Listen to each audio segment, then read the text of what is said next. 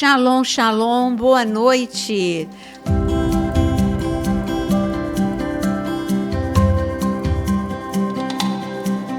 Boa noite a todos aqueles que nos seguem.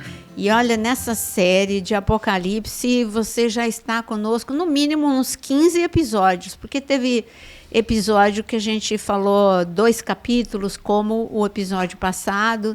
Então, é para quem ama mesmo, né? Escatologia. Boa noite, pastor Pepeu. Boa noite, pastora Naira, pastor Jonas, Aquino. Boa noite, queridos. E vai ser tremendo, hein? Boa noite, pastor Jonas. Excelente noite para todos vocês, para todos nós. E prepara o coração, porque hoje você vai ouvir sobre a Babilônia religiosa. E temos certeza que você vai aprender muito sobre o final dos tempos, tá? E aproveitando este momentinho, início, só para lembrar você, dá uma olhadinha se você continua inscrito, porque muitas vezes a sua inscrição cai. A do Jonas, já umas 2 vezes caiu a inscrição dele. Eu falei, você não está me seguindo? Como assim? Então, cai a inscrição, a gente não sabe como, se é um bug, o que é. Mas verifique se você está inscrito, deixa o seu like, compartilha com muitas pessoas e venha conhecer também a área de membros, onde nós temos mais de 10 cursos, sempre novas gravações nós estamos fazendo. E agora o pastor Osano também tem um canal. Como que é o nome do teu canal? Osano Pepeu. Osano Pepeu, para você não ficar na dúvida. Porque Osano é o nome. Osano com H, tá? Osano com H. Osano Pepeu é o canal. Osano com H. Então, se você só lembra do pastor pelo apelido, que é Pepeu, aí você vai achar o canal. Se você só lembra Osano, você vai achar o canal também. Tá bom? Mas então, falando nisso, eu gostaria de reforçar essa questão do engajamento, porque é muito difícil você entender, né? Porque todo mundo diz, não, falar no YouTube é grátis, é isso, é aquilo outro. Mas falar no YouTube é uma coisa, fazer um trabalho sério de comprometimento com o reino dos céus é muito difícil, você não faz ideia. A Naira trabalha demais da conta, você sabe disso, porque você acompanha, e não é fácil para você manter tudo isso. Então, ao se tornar membro, você pode se tornar membro como você puder. Você não precisa exatamente fazer o máximo, pode fazer o mínimo ou o médio. Faz o médio, tá? Mas entra nisso, se torne um membro desse canal para que ele possa continuar, né? Para que a gente possa também manter tudo isso de pé. Tá bom? às vezes, se você parar para pensar que são 6 devocionais por semana, 1 podcast por semana, 1 ao vivo por semana e mais os vídeos da noite, é muito vídeo toda semana para gravar, fora os cursos para gravar, porque eu continuo gravando aulas novas para os cursos. Então, eu acharia legal que a Naira fizesse um reporte para todos vocês, para vocês saberem quantas vidas são restauradas, quantas comunhão com Deus são restauradas, quantas famílias são restauradas, quantas crianças acompanham, sabe, o Shalom Shalom, que vocês tanto as ouvem. Crianças me chamam de pastora Shalom Shalom. E outra coisa, tem alcançado o mundo, o globo completo, entendeu? É uma coisa assim fascinante. Então, é um trabalho valioso, principalmente porque aqui a gente não fala nada que não seja aprovado na Bíblia, né? A gente está baseado completamente na palavra do Senhor. Então, pensa no que eu estou te pedindo. Faça o engajamento, se torne membro desse canal, tá bom? E seja um participante. Você vai poder dizer, eu estou do lado da pastora Naira, estou impulsionando ela, ajudando. É isso aí. Hoje, o nosso assunto é Apocalipse capítulo 17. Nós acabamos de sair da 3ª medida de juízo, as taças. No podcast passado, falamos das taças. Quando a gente olha para as taças, tem coisas que até parece que a gente já está vivendo, né? Mas é claro que tudo que a gente leu é numa medida muito maior do que as tragédias que nós temos visto. Mas em Apocalipse capítulo 17, no versículos 1 e 2, eu gostaria que o pastor pudesse ler. Capítulo 17, 1. Diz assim, um dos 7 anjos que tinha as 7 taças aproximou-se e me disse, venha, eu mostrarei a você o julgamento da grande prostituta que está sentada sobre muitas águas. E o 2 diz, com quem os reis da terra se prostituíram, os habitantes da terra se embriagaram com o vinho da sua prostituição. Aqui nós vamos ver a figura dessa grande prostituta. E a figura dessa grande prostituta sentada sobre as águas, é claro que aqui mesmo no capítulo 17 a interpretação já vem.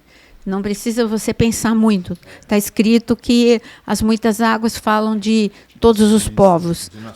De nações. Línguas, né? Então, é um comprometimento mesmo, principalmente na Europa, né? Sim. Mais forte do que nunca. Há Sim. um comprometimento com essa grande meretriz, que a gente não vai abrir aqui o nome dela, obviamente, mas lembra que a Babilônia é religiosa, né? Só isso. A Babilônia religiosa, fala de prostituição, porque quando você dá prioridade a coisas que não são de Deus, é uma prostituição espiritual. Por isso que ela é chamada. Também, se vende muito, entendeu? Politicamente, etc. É uma igreja. Quando a gente vai para países perseguidos, em muitos deles, existe a igreja oficial. Essa igreja oficial, inclusive nós vimos recentemente, eu fiz uma live mostrando que pastores foram presos porque eles venderam a Bíblia, mas assim, venderam a um preço muito abaixo do que eles compraram da igreja oficial. A igreja oficial é a igreja que o governo é que manda. Ou seja, o governo controla aquilo que ela pode dizer, aquilo que ela não pode dizer. O governo controla, inclusive, a vida dos seus membros. Então, nesses países perseguidos, existe uma igreja prostituta, uma igreja corrompida, que aceita ordens contra Deus, que entrega os seus próprios membros e prega aquilo que o governo manda pregar. E, geralmente, é contra aquilo que Deus manda pregar. Então, nós sempre tivemos igrejas que se corrompem, mas aqui está falando de um sistema mundial. Aqui está falando de algo que vai ser aceito por todo mundo como a solução final para a desigualdade, para a unidade. É algo que vai ser muito bonito, as pessoas vão achar bonito. É uma igreja ecumênica que vai aceitar o inaceitável em nome da igualdade. E isso é uma abominação diante de Deus, porque você aceitar o inaceitável, coisas que quebram os princípios de Deus, nós já estamos muito perto disso. Hoje a gente já vê uma igreja que está preparada para isso, uma igreja materialista, uma igreja que nega a volta de Cristo, uma igreja enfraquecida, vulnerável. Se vocês me pedissem o retrato da igreja de hoje, eu diria que nós temos o remanescente, pessoas totalmente comprometidas com a verdade, mas nós vemos também, a grande maioria, uma igreja como Lázaro, doente, amiga de Jesus. Lázaro, eu já falei isso num podcast, para mim, quando Deus me mostrou isso, que Lázaro era amigo de Jesus. Mas em algum momento da sua vida, Jesus já não era tão importante quanto antes. Tanto que ele nunca estava na casa dele quando Jesus passava lá. E Jesus já não era mais a prioridade. Tudo era prioridade, menos Jesus. E o Senhor falou, por que eu deixei esse recado pouco antes de ir para a cruz? Não era só para mostrar o poder da ressurreição, mas era para mostrar que haverá um momento em que a igreja ficará doente. Lázaro adoeceu e Jesus não fez nada. E Lázaro morreu. É uma igreja que recebe o aviso aqui em Apocalipse. Você tem a aparência de quem vive, mas está morta. Então, hoje, nós já temos igrejas que, aparentemente, elas estão muito ativas. Elas estão, às vezes, pode ser até uma mega igreja, mas, aos olhos de Jesus, ela está morta, porque não fala da volta de Cristo, não fala de arrependimento, não fala de santidade, só fala aquilo que vai dar popularidade, vai dar alegria em falar.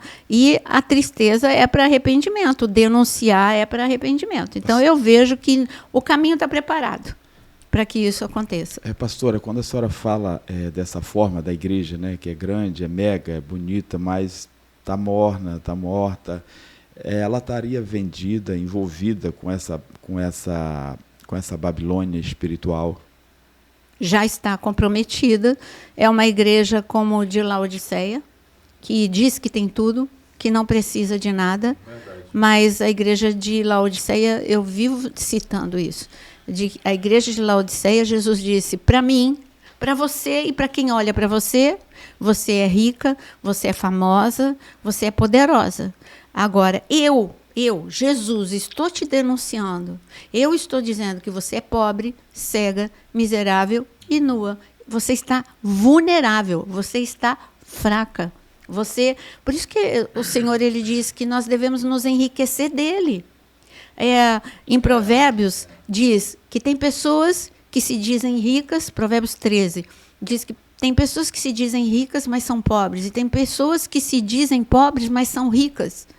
Hoje, a igreja remanescente, eu não estou falando de finanças, eu estou falando de o quanto você tem de verdade dentro de você, o quanto você tem de unção dentro de você.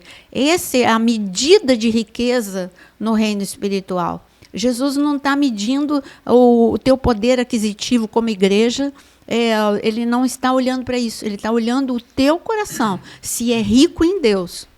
Eu tenho muita preocupação com essa questão toda, né, que você está falando, com relação a ser rico, a ser pobre, ao que um faz, ao que o outro deixa de fazer, porque, na verdade, a gente chegou um momento que todos nós deveríamos olhar para cima, né, e de onde vem o nosso socorro, porque aqui embaixo a coisa está bastante confusa. Até a igreja do Senhor Jesus está assim, gerando confusão demais na mente das pessoas. E é uma coisa que me chama a atenção no sentido de que a palavra diz que nos últimos tempos o Espírito Santo desceria superabundante sobre a terra, sobre a igreja, mas assim também como o pecado, né, se tornaria imenso, a falta do amor, e a maldade, o índice de maldade, tudo isso a gente tem visto aumentando muito rápido. Mas qual seria a tua posição? Qual seria a posição da tua vida espiritual? Porque, na verdade, a gente sabe que o Senhor está formando, né, a sua igreja. O Senhor Jesus falou isso e ele está formando a sua igreja. Nesse momento... Joel capítulo 2, né? Quando ele diz que ele, no meio do caos, ele levanta a sua voz e chama, e uma multidão, um exército grande se levanta. Sim. Leia Joel capítulo 2. Você vai ver que no meio do caos, Deus levanta a sua voz. Para mim, o Senhor está levantando a sua voz. Não, eu tenho certeza. E uma multidão de remanescentes vai ouvir a voz dele. Eu creio nisso. São anônimos, né? Anônimos, improváveis. Eu creio nisso. Ontem eu tive uma experiência que eu cheguei, já havia um grupo de pessoas em reunião, né? E eu fui convidado para estar perto. Quando eu fui ver, na verdade, era um grupo de pessoas do Evangelho, cristãos, né? E ali o Senhor me deu a oportunidade de dar uma palavra forte, curta, mas forte. E uma pessoa, um homem daqueles, me procurou e falou assim: olha, tudo que você falou ali entrou demais no meu coração e está tudo certo o que você está falando, realmente esse é o tempo e a gente tem que se preparar e etc, etc. Você vê o seguinte, as pessoas não estão ligadas no que está acontecendo no mundo, elas não estão conectadas com o Espírito Santo, porque o Espírito Santo revela, ele mostra as coisas como estão, e é tempo da gente estar preparado, né, para esse tempo. Porque com tudo que a gente está vendo acontecendo ali no sul do país, em nosso país, mas também aconteceram em outros, como a Naira até já fez um podcast, uma live, alguma coisa assim, um vídeo, falando dos desastres atuais. E as tempestades têm passado pelo mundo afora, né? Então a gente está vendo a terra gemendo, a gente está vendo as coisas apertando. É um vídeo que saiu quinta-feira passada. Que dia? Quinta-feira passada. Saiu um vídeo, Foi no vídeo, né? É um vídeo da noite. Então procure isso para você ver como as catástrofes estão rodeando o mundo, né? Então a gente sabe que o tempo o tempo, chegado. como fala? É chegado. Né? É chegado o tempo, chegado, né? É chegado. Urge. Deus está remindo o tempo. E, assim, quando a gente olha para o corpo de Cristo, está doente, né? O corpo de Cristo está doente. Então, aí eu me referia nesse sentido. O corpo está doente e Deus já está separando, Ele já está formando. Mas Ele está permitindo a doença agravar, porque quando eu olho no Instagram, eu falo, Senhor Jesus, o Senhor não vai fazer nada não. Olha quanto engano, olha quanta mentira, quanto engano, quanta heresia, quanta arrogância, quanta tudo. E foi quando Ele confortou meu coração. Eu estou no controle, eu estou vendo como eu vi Lázaro. Ainda há esperança para esse povo se arrepender, ainda há esperança. Então, calma, sossega teu coração e ore. Então, eu tenho orado. Quando eu tenho a tendência a me desesperar pela quantidade de... eu recebi um vídeo, e aí você vai ver que também está lá no meu canal. E aí o Jonas passou para mim e falou assim, olha esse absurdo. Aí, só para a gente ver como as pessoas estão suscetíveis ao engano. Aí o vídeo é mostrando os cavalos que ficaram soltos, andando pelas ruas de Londres, e um deles com sangue. E aí apareceu uma pessoa falando sobre esse vídeo, quando aparece a imagem da pessoa, mostrando o vídeo atrás, um rios, assim. E aí essa pessoa falando como se ela tivesse muito entendimento de escatologia, falando que aquele cavalo branco era o cavalo de Jesus, com sangue, e falando dos cavalos de Apocalipse. Aí eu olhei o número de curtidas, olhei bem o número de pessoas com as quais tinha sido compartilhado, viralizou. Eu falei, eu não acredito que a mentira viraliza, mas a verdade é uma dificuldade, você fica pedindo assim, compartilha. E aí a pessoa não compartilha a verdade com tanta força como a mentira. Por que é mentira? É fácil, gente. É só você olhar a notícia. O sensacionalismo. As pessoas parecem que gostam. Mas você propaga a mentira. Vai ver a notícia, não vou falar muito sobre esse assunto, porque eu fiz o vídeo. A igreja do Senhor, fica tranquila, porque a igreja do Senhor não está atenta à verdade, entendeu? Ela está focada, com certeza está. Então veja o vídeo que eu mostro, a passagem bíblica que ela usou, como está totalmente fora de contexto, e a notícia verdadeira do que aconteceu com aqueles cavalos. Sim, eles andaram pela rua de Londres, mas ali eu dou a notícia verdadeira. Tá bom? Então, procure a verdade. Procure pessoas sérias, que têm compromisso com Deus e com a verdade, e não com o sucesso ou com o viralizar. Mas voltando para Apocalipse 17, está lá, um momento em que o engano vai reinar de uma forma muito mais forte do que a que nós estamos vendo. Uma igreja corrompida, com poder, uma igreja misturada com a política, mas de uma forma corrompida. E, de repente, essa igreja, eu ressaltei alguns pontos para a gente não se perder aqui. No versículo, olha aqui no versículo 2. As pessoas vão se prostituir, os reis da terra, com o vinho da sua devassidão, que vai se embebedar os que habitam na terra. Quando fala de prostituição, devassidão e blasfêmia, no versículo 3 fala que ela tinha nomes de blasfêmia, a gente está vendo uma amostra grátis do que aconteceu agora recentemente com o show da Madonna.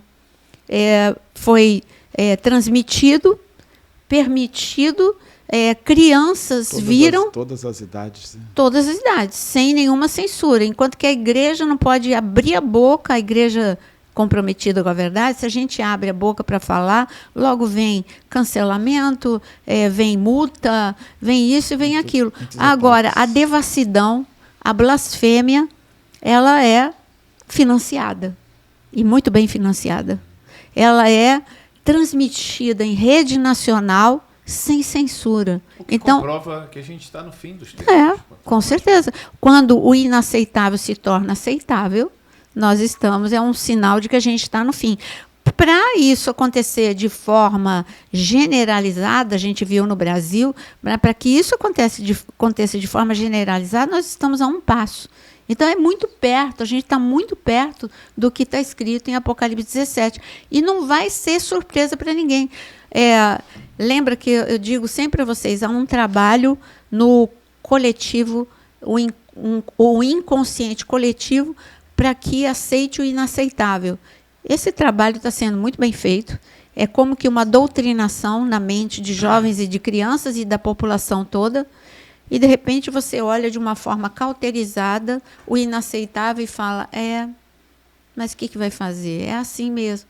Então, é um conformismo. É uma balança desigual, né, pastora? Porque enquanto se fazia todo um nível de adoração em um lugar, em outro lugar pessoas estavam morrendo, precisando de socorro, de ajuda, e o que a gente viu foi o descaso total, né? Total, 2,5 milhões de pessoas, uma multidão com total descaso.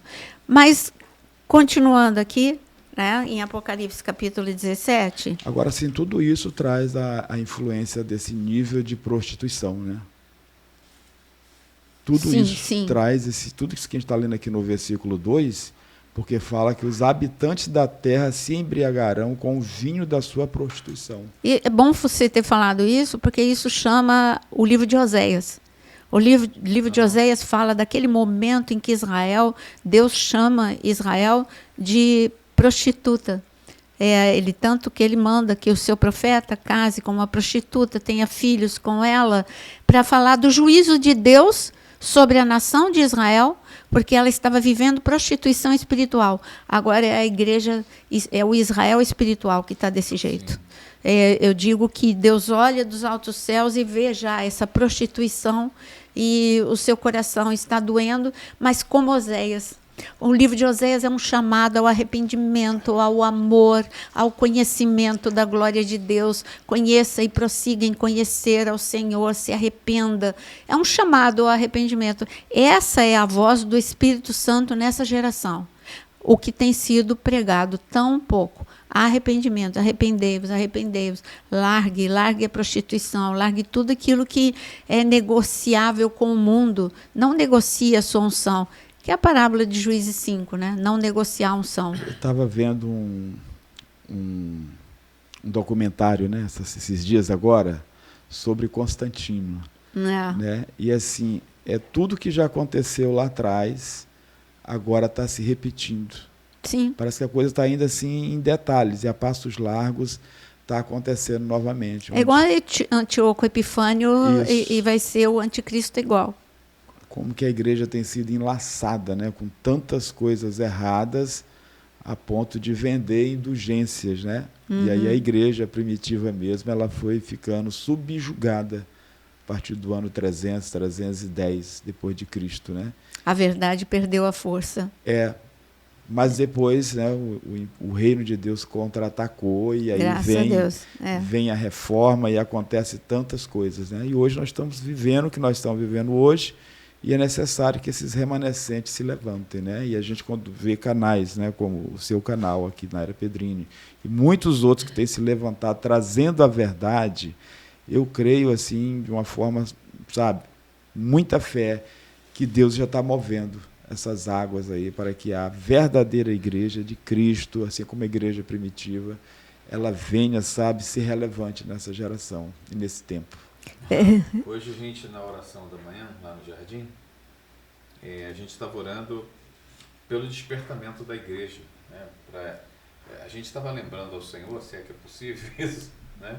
Lembrando ao Senhor de que Ele tem uma promessa feita de um grande avivamento sobre a sua igreja, né?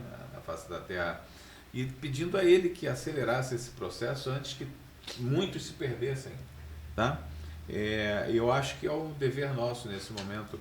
Não sei se é gritar no deserto como João Batista, né? Arrependei-vos, arrependei-vos, porque não vão te dar ouvido, porque é uma igreja que já está com a cabeça formatada para esse mundo, para esse tempo, para o mundo desse tempo. Sim. Acho que vai ser muito complicado qual será o papel da igreja, ou se realmente, da igreja que eu digo de Cristo, né? Mas eu digo desse mover do Espírito Santo sobre a terra, e de um avivamento que eu espero que não venha só para quem está posicionado. Que esse avivamento venha para despertar principalmente aqueles que estão dormindo. O que eu acho interessante é que se a igreja tivesse o mesmo compromisso que muçulmanos radicais, eu não estou falando de muçulmano, mas eu estou falando de xiitas, eu estou falando de fundamentalismo, se a igreja tivesse o mesmo compromisso, o evangelho já estava muito mais difundido. O compromisso com o engano deles é muito forte. Então, vamos estar mais compromissados com a verdade. E quando a gente continua aqui em Apocalipse 17, é um texto muito atual, em que fala que essa prostituta chamada de, no versículo 5, na sua fronte achava-se escrito um nome, um mistério, Babilônia, a grande, a mãe das meretrizes, das abominações da terra. Então vi a mulher embriagada com o sangue dos santos e com o sangue das testemunhas de Jesus, e quando a vi, admirei-me com grande espanto. Essa prostituta, que é uma igreja corrompida, vai perseguir os que falam a verdade, vai perseguir o povo de Deus. E aqui comandada por quem? Quem que está por detrás? A gente vê que é a besta, o anticristo com o falso profeta. É uma unidade. O que nós, às vezes, não temos, as trevas têm, unidade. A unidade deles é muito forte, é a trindade satânica, que é o dragão no céu, né? No segundo céu, não no céu, no segundo céu. O dragão é o anticristo e o falso profeta. Agora, o anticristo e o falso profeta, quando eu chamo de trindade satânica, eu estou falando que tem dois aqui na Terra, atuando, representando o reino das trevas, e eles dois vão estar muito unidos. E aqui o falso profeta, neste capítulo 17, o falso profeta comandando essa igreja corrompida, que fala uma igreja que vai estar numa cidade que são os 7 montes. Aí a gente entra em outro assunto, né? Deixa eu só terminar de falar da unidade. Aí, essa unidade que eles têm, nós precisamos ser mais unidos, né? Porque realmente eles vão progredir em nome dessa unidade. Mas aí fala de uma localização. A localização aonde ela vai estar é essa prostituição religiosa, é a igreja dos 7, é o local, a cidade dos 7 montes. Todo mundo sabe que a cidade dos 7 montes é Roma. Daí para a gente afirmar, eu não gosto de afirmar e dizer, não, é a Igreja Católica, é o Papa, não. Eu digo que é uma igreja forte, eu não posso dizer nada, é Deus, cabe a Deus dizer. Mas eu digo que é uma igreja corrompida, prostituída na Europa, da Europa para o mundo. E isso vai acontecer com certeza. Mas não fique, sabe, falando é Papa tal, ou é o Papa, ou é a Igreja Católica. Isso você vai estar excluindo muitas pessoas que são sinceras. E eu digo para você, fique olhando o cenário. Né? Os sinais, né? Sim, o cenário. Deus deu uma localização. Olha, o anticristo vai estar em Jerusalém. Ele deu esse cenário. O terceiro templo vai estar em Jerusalém. A religião ecumênica vai estar muito forte na Europa. Todos os movimentos, o movimento humanista veio da Europa. Ali, quando o iluminismo, na França, a França como berço do iluminismo, quer dizer, o movimento de perseguição aos judeus, o princípio foi na Europa. Então, nós vamos ver outro grande movimento surgindo na Europa. E, claro, está mostrando que é na Itália, tá bom, mas esse movimento é na Europa. E hoje nós vemos uma Europa enfraquecida, uma Europa onde a maioria é muçulmana, principalmente na Alemanha. E hoje nós vemos, eu estive o ano passado e o ano retrasado pregando lá, grandes igrejas, lindas, enormes, mas vazias, ou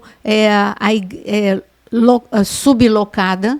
A igreja, que é a dona daquele espaço grande, ela subloca para várias igrejas.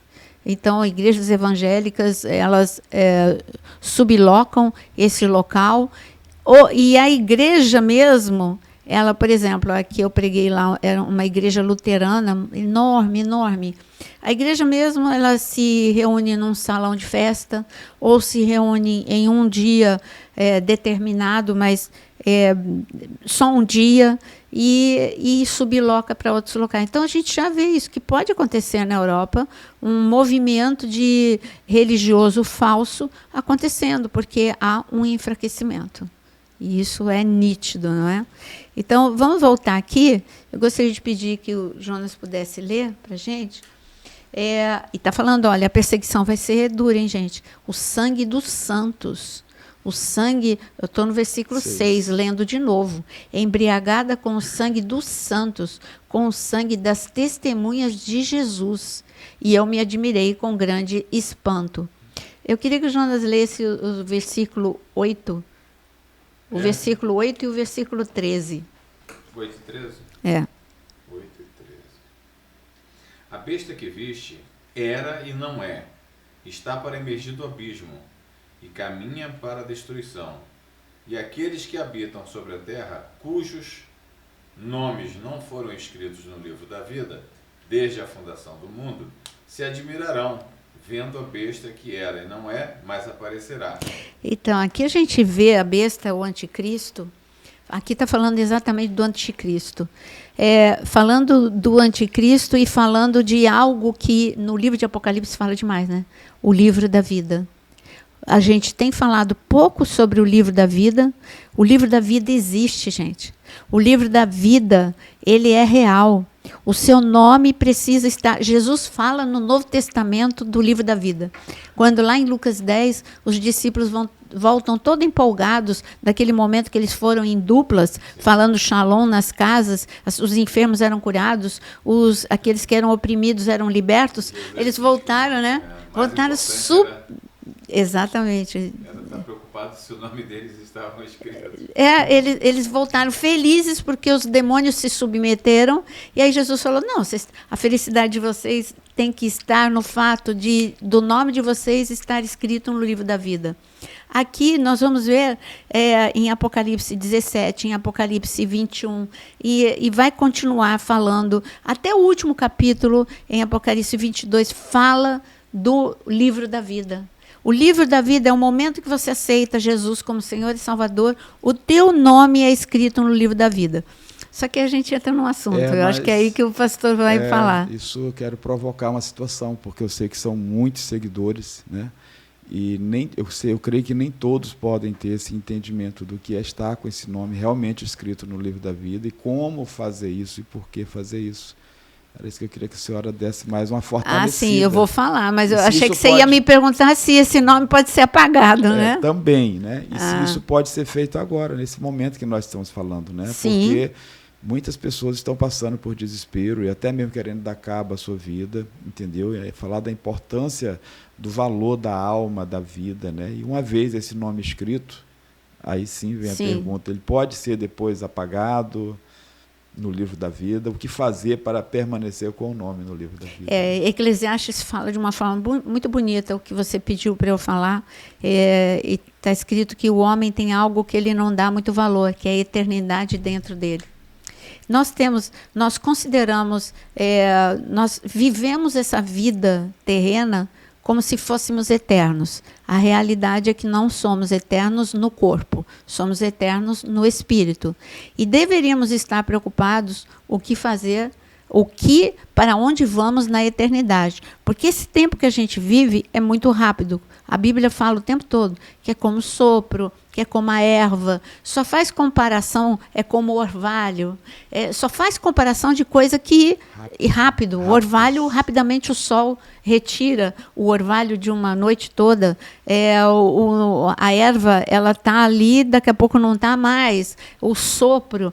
Enfim, tudo isso mostra a brevidade da vida. E é nesta vida breve que você toma a decisão para onde você vai na eternidade. Se você aceita Jesus com seus lábios, é necessário. Aí muitas pessoas falam, para que eu preciso falar? Por quê? Se no momento que um casal, noivo e noiva, vai no dia do casamento, para que falar? Já sabe, eles estão vestidos de noivo, para que falar? Você aceita a sua noiva? Para que falar que aceita a noiva como sua esposa? E para que falar que aceita o noivo como marido? Todo mundo se vestiu para isso. A noiva está vestida para isso. O noivo está vestido para isso. Mas se eles não falarem, o pastor, ou seja, quem for, vai parar a cerimônia, né? Porque não tem sentido. Eu vou entender que ela foi obrigada e que ela não quer casar com aquele homem, porque eu vou ficar esperando a resposta dela. A gente não fica? Quando a gente faz o casamento, nós três aqui, quando realizamos o casamento, você fica esperando?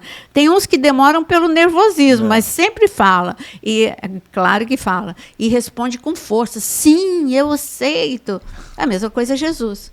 Você precisa confessar, está escrito. É que se eu confessar com os meus lábios. Então, eu preciso confessar que Jesus, eu aceito Jesus como meu Senhor, meu único Salvador. Você pode fazer isso agora. A segunda pergunta é, isso pode, o nome no livro da vida, ele pode ser removido? Eu vejo em Mateus capítulo 7, versículo 21, ele diz, nem todo aquele que diz Senhor, Senhor, entrará no reino dos céus. Existe os princípios para você permanecer, que é você continuar amando, adorando, obedecendo, se mantendo em santidade. E tudo isso são os requisitos para você se manter naquela escolha que você fez um dia. Você precisa manter essa escolha, e aí sim o seu nome vai estar escrito no livro da vida. Agora tem um detalhe, que a pessoa queira ou não, ela vai para a eternidade. Ah, vai. Ou para um lado ou para o outro vai. Ela só tem que fazer essa escolha quando? Enquanto está com vida. Agora. Fazer a sua escolha. Senão a gente vai para aquela parábola de Jesus, de Lázaro, né, e o rico. Isso. E ali viu que o rico não fez escolha. Lázaro fez uma escolha, o rico não fez a escolha, mas foi. E foi para o inferno. A senhora crê que tem muita gente que ainda não fez a sua escolha, porque ainda está esperando que algo aconteça, já conhece a verdade. Ou não acha necessário. Ou não acha necessário. Um dia eu faço a minha escolha, um dia eu levanto a minha mão. Tem muitas pessoas que eu vejo nos comentários, não do meu canal, mas nesses que eu acompanho, aí esses que fazem memes, né? E aí as pessoas escrevem assim, é por isso que eu não vou mais para a igreja, é por isso que eu não acredito mais. Você não pode basear a sua decisão de estar ou não em Deus por causa de alguns enganos ou abusos. Existem muitos lugares de Deus, muitos lugares onde a palavra é pregada. Então, você não pode justificar o fato de você ser um desigrejado ou de você ser não, agora eu não acredito em mais nada disso, firmado em algumas pessoas que fazem coisas absurdas. Não é todo mundo. É que essas pessoas estão sendo mostradas. Mas, e aí? Não está mostrando quem faz a coisa certa. Tem muita gente fazendo a coisa certa. Então, faça essa decisão, permaneça nessa decisão, esteja no corpo de Cristo. É necessário congregar, esteja em uma igreja, tem muita igreja boa, sim, e que você esteja em Cristo. Permaneça em Cristo. Outra, eu acho importante a gente dar uma frisada nisso, né? Porque aqui a gente está no meio da grande tribulação e o Senhor está falando aqui sobre a questão daqueles que não foram encontrados os seus nomes no livro da vida. Tem que verbalizar para ter o nome no livro da vida? Tem Sim, que falar. É como eu falei, está escrito que, por isso que eu dei o exemplo do noivo e da noiva, que precisa falar sim, eu aceito como meu esposo, eu aceito como minha esposa. Eu falei que está escrito em Romanos que eu preciso confessar com a minha boca. Eu preciso falar que eu aceito o noivo, que é Cristo Jesus. Que saibam que a nossa palavra é assinatura no reino espiritual. Sim. Entendeu? A palavra tem poder. Né? É como um cartório. Você falou aqui, lá no cartório do céu, eu entendo assim, né? Como carimbado. Sim. Sim, a palavra que a gente liga aqui na Terra é ligado, o que a gente desliga é desligado. Nós temos um poder de decisão, Deus nos entregou esse poder de decisão. Ele decidiu por nós o melhor, mas nós precisamos escolher a decisão de Deus. Por isso que está escrito que os pensamentos de Deus são mais altos do que os nossos caminhos e os caminhos dele também são mais altos que os nossos caminhos. É um padrão de qualidade de vida muito superior ao meu. O meu, vou dar um exemplo. Naira, se eu não fosse para o padrão Bíblia, meu temperamento, minha inclinação natural seria: a pessoa me ofendeu, isso é a Naira, sem ser transformada. Minha inclinação natural seria: eu mato aquela pessoa no meu coração.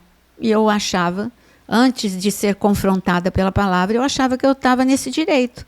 Eu tinha, mas ela, olha o que fez comigo. Eu tenho o direito de matar essa pessoa no meu coração. Mas aí, quando eu vou buscar o padrão do céu me confronta porque diz, aquele que não ama o seu irmão é homicida. Epa, então eu sou homicida? Então o homicida não entra no reino dos céus. Então eu não vou entrar no reino dos céus porque eu sou homicida. Eu matei essa pessoa no meu coração. Aí eu falo, tudo bem, eu já perdoei. Aí eu vou para o padrão do céu. Perdoe o inimigo e ame o inimigo. Ai, Deus, esse padrão está muito alto. Não é possível. Aí eu já entrei assim num acordo com Deus. A régua só sofre. Deus, vamos conversar? Então, tudo bem. Tem que perdoar. Tem que amar. Mas o amar pode ser assim, eu abençoo de longe. Eu abençoo, mas eu posso não conviver com essa pessoa. Então, eu fico assim, o meu padrão, eu preciso sempre ficar ajustando. Epa, você está... Por isso que lá em Ageu, ele fala que Deus vem como um prumo. Um prumo, ele tem que acertar a gente diariamente. Eu digo que ele tem que me acertar todos os dias. Eu acredito que você deveria orar da seguinte forma. Senhor, muda o meu temperamento para sanguíneo? Ah, não. Não, não, porque... O sanguíneo fica irado ali naquele momento, mas ele perdoa tão rápido. Mas aí a gente vai ter uma discussão aqui, né? Porque todos os temperamentos, perfil comportamental, todos têm... Não.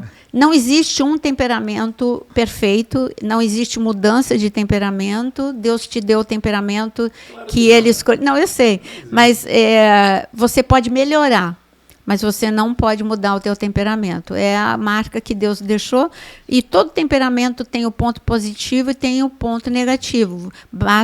Você precisa fortalecer as coisas boas do teu temperamento e minimizar as coisas erradas e não legais do teu temperamento. É como diz, né? O ensinamento é esse. Dê mais atenção naquilo que é positivo em você, naquilo que é bom.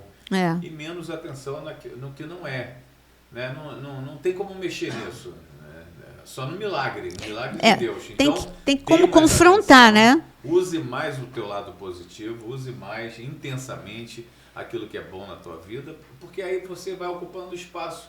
Aquilo que é ruim vai ficando com pouco espaço na tua vida. Então, o perfil, eu já analisei, inclusive na área de membros do meu canal, o perfil comportamental de cada discípulo, mas agora indo para o perfil comportamental de Paulo, cada um tem que esmurrar, porque Paulo dizia, eu esmurro a minha carne todos os dias, porque ele, como um bom colérico ou dominante, não importa a nomenclatura que você usa para falar de temperamento ou de perfil comportamental. Hoje as pessoas mudaram o nome, tudo bem, perfil comportamental, dominante. E então o colérico, eu prefiro a forma antiga de falar, ele tinha que esmurrar todo dia, porque a vontade dele era se vingar, a vontade dele era gritar, a vontade dele era não fazer o que ele fez com João Marcos no princípio, desistir de João Marcos, não mais conviver. Mas o Paulo transformado, ele pediu perdão a João Marcos, pediu para João Marcos voltar, chamava João Marcos de meu filho. Então, a gente vê uma grande transformação, né? Mas voltando para o nosso texto, é bom, né, falar de perfil comportamental. Voltando para o nosso texto, o versículo 13. Você leu o versículo 13? Não. Tem estes um só pensamento e oferecem à besta o poder e a autoridade que possuem. 14. Pelejarão eles contra o Cordeiro e o Cordeiro os vencerá, pois é o Senhor dos senhores e o Rei dos reis. Vencerão também os chamados eleitos e fiéis que se acham com ele. Então, aqui tem 2 pontos muito importantes. Continuo dizendo da unidade. Essa igreja corrompida vai ser unida com o falso profeta, unida com o anticristo. Eles vão ter um só pensamento. E nós vemos em Juízes capítulo 5 que a derrota do exército que deveria estar unido no Monte Tabor foi que algumas tribos ficaram, está escrito lá em Juízes 5, por exemplo, a tribo de Ruben ficou discutindo entre eles. Então, não há uma unidade no corpo de Cristo, quer dizer, de todas as denominações unidas, ainda que tenha diferenças, cada uma com um estilo, o batista, o presbiteriano, são os neopentecostais, mas a unidade, precisamos ser unidos, ter um só pensamento, avançar em nome do reino, evangelizar dentro do país, fora do país, dentro dos bairros, sermos os amigos do noivo neste momento, porque o noivo está voltando, precisamos preparar, somos noiva de Cristo, mas também temos a função que João Batista teve de preparar o caminho do Senhor. Então precisamos, hoje eu mesmo orei para Deus, eu falei, Senhor, às vezes tira isso do meu coração quando eu me sinto minoria e me ajuda a não focar nisso, mas focar no que o Senhor quer,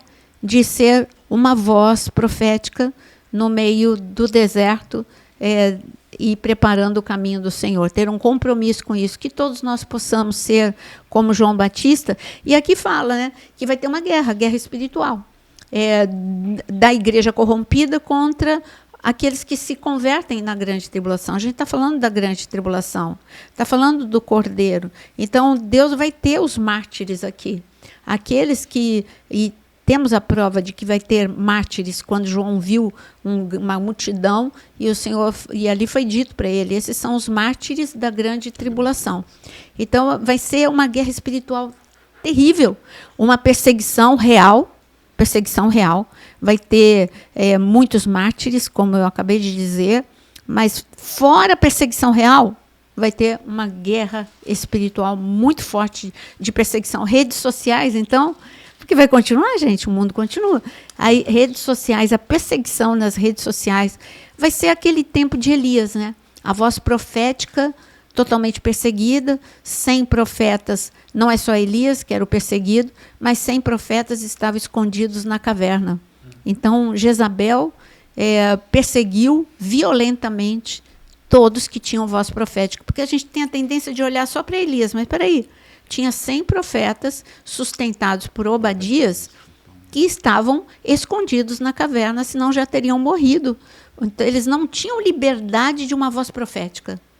E eu estou vendo que isso está cada dia mais perto.